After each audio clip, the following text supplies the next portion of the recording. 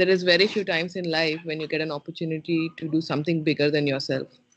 So for me, that opportunity came when the new state of Telangana was formed, and I was given a chance to be a part of the team, which would be creating something new for the state.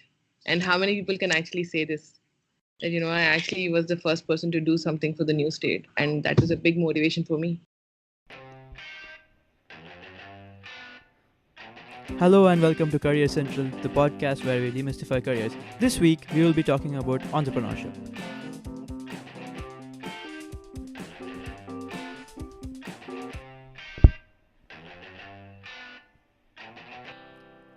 I think all of us are aware about entrepreneurship and successful entrepreneurs in our world, such as Jeff Bezos, Elon Musk, and Bill Gates, but only some of us would have heard about female entrepreneurs.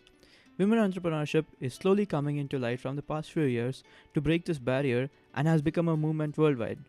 Passionate women who have great confidence are entering this profession and are trying to make a difference in the world. Skills required to get into this profession are many in number, since entrepreneurs need to combine all the different factors of a company together in order to achieve success.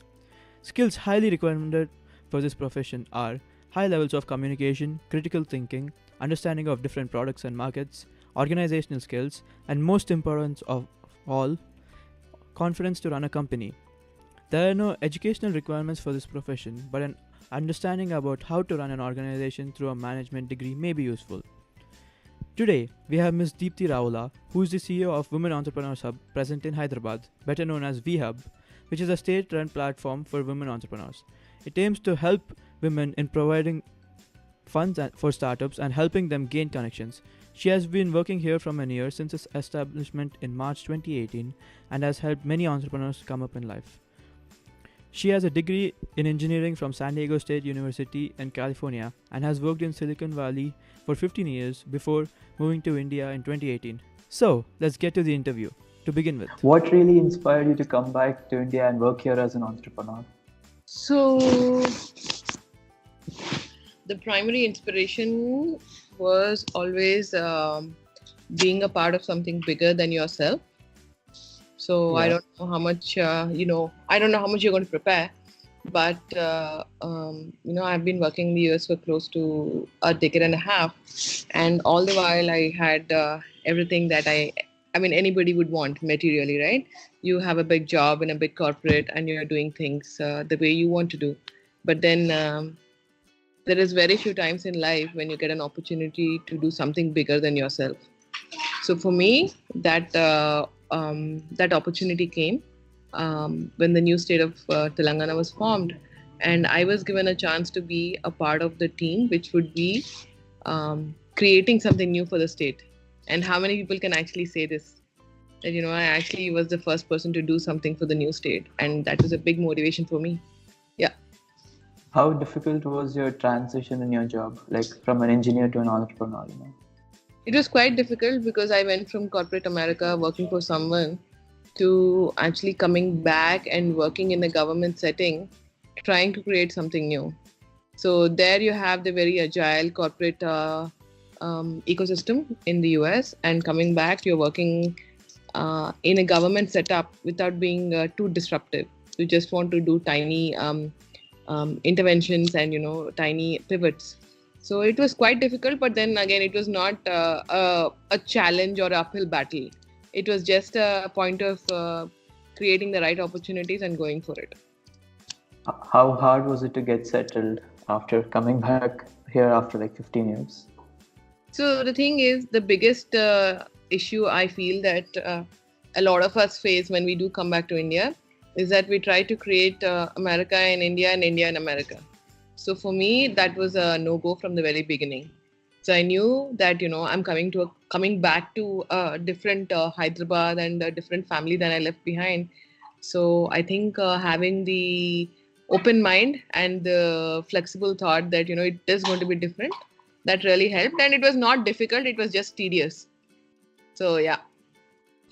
What do you think are the main problems that women in our world face, like when they think of starting a new enterprise? So see, the first thing is when women want to start something, the first thing that they have to answer is to themselves. And many of the women today, at least many of them that I meet, cannot answer to themselves as to why they are doing something. Right? That is, the self-doubt is the biggest challenge. Second thing is, once the self-doubt phase is past and then you enter into something new, you are scared of failure.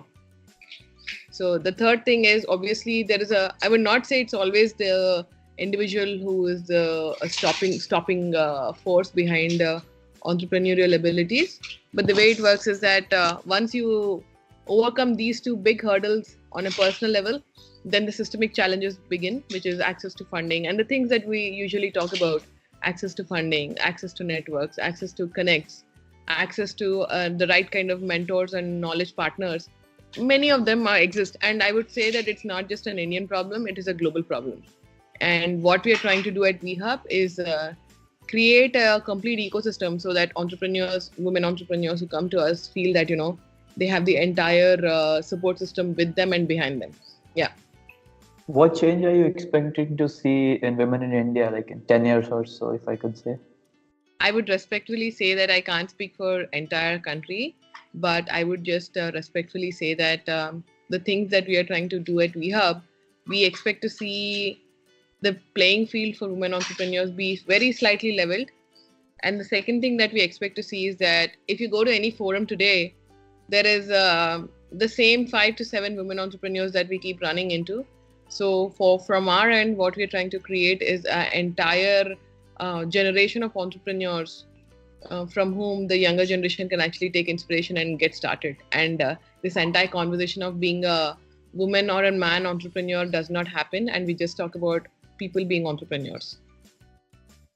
Interest or hard work, what do you think really matters when someone wants to pick a career? Both. Just having an interest in browsing about things and not doing anything about it is not going to help. And just doing a lot of hard work without being smart and not being sure of what you want to do is not going to be productive either. So it has to be a combination of both. It can't be just one or the other. It doesn't work that way. It's like food without salt, and that salt keeps varying between interest and hard work, always in the formula that you create for success in life. Coming to the final question, what is the message that you would like to give the students who are willing to enter the field as an entrepreneur or an engineer, since you have been part of both the fields? Just go for it. Because the thing is, see, you said it in your question, right? When you're a student, there are multiple reasons why you should, women, one more thing I would like to add. There is no point in choosing one over the other. You can be both. See, we are not in a world like we were in back in, or I would respectfully say our parents were in, where professions did not overlap. Today, we are in a world where everything is coming together, right? You're coming to a place where one person has to be extremely well-rounded to create anything. So if you're an engineer, to be an entrepreneur, you need the business sense. If you're an entrepreneur, to create a technical product, you need some awareness of engineering. So I would actually advise, if I can give the advice, what I would like to say is that enjoy what you're doing, focus on what you're studying, and more importantly, always keep your mind open, and don't think that something is useful or useless. Every shred of knowledge that you can actually get, every resource that you can get in college and school is what is going to actually take you forward in life. So please don't think that it is a choice being an engineer and entrepreneur. It is both. Everything is coming together, and it's a very unified world that we are living in today. That's it for today, everybody. But be sure to follow us on iTunes and Facebook, subscribe to our official YouTube channel, and visit www.indianstudentroom.com for more. See you next time when we interview an animal advocate.